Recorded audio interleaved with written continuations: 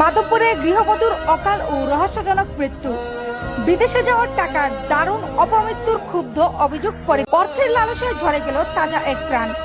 3 অবুঝ সন্তানের ক্রন্দনে ভারী আজ আসমান।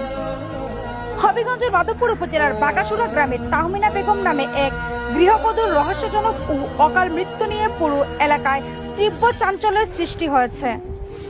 শুক্রবার সকালে পুলিশ ঘটনাস্থল থেকে তার নিথর দেহ উদ্ধার করে আইনি প্রক্রিয়ার অংশ হিসেবে হবিগঞ্জ জেলা সদর হাসপাতালের মর্গে পাঠিয়েছে।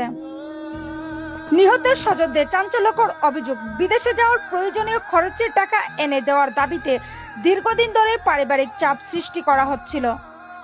সেই টাকা না পেয়ে অনাকাঙ্ক্ষিত এই ঘটনার সৃষ্টি করা হয়েছে বলে দাবি তাদের।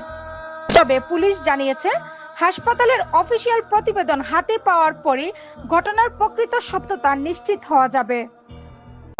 নিহত তাহমিনা বেগম উপজেলার বুল্লা ইউনিয়নের রামেশ্বরপুর গ্রামের ওসমান মিয়ার কন্যা। প্রায় 7 বছর আগে বাগাসুরা গ্রামের আইয়ুব আলীর ছেলে তাহির মিয়ার সঙ্গে পারিবারিক সম্মতিতে তাদের বিয়ে হয়।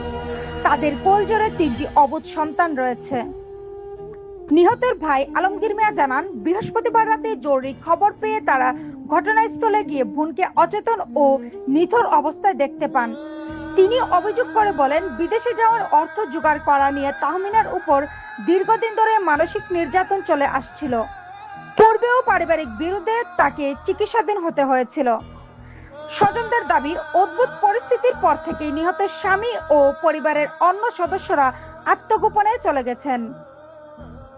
খবর পেয়ে মাধবপুর থানা পুলিশ দ্রুত ঘটনাস্থলে উপস্থিত হয়ে প্রাথমিক তদন্ত সম্পন্ন করে। মাধবপুর থানার officer in charge OC Suhel Rana জানান, নিথর দেহটি উদ্ধার করে প্রয়োজনীয় পরীক্ষার জন্য পাঠানো হয়েছে। রিপোর্ট হাতে পেলে আইন অনুযায়ী পরবর্তী উপযুক্ত পদক্ষেপ গ্রহণ করা হবে।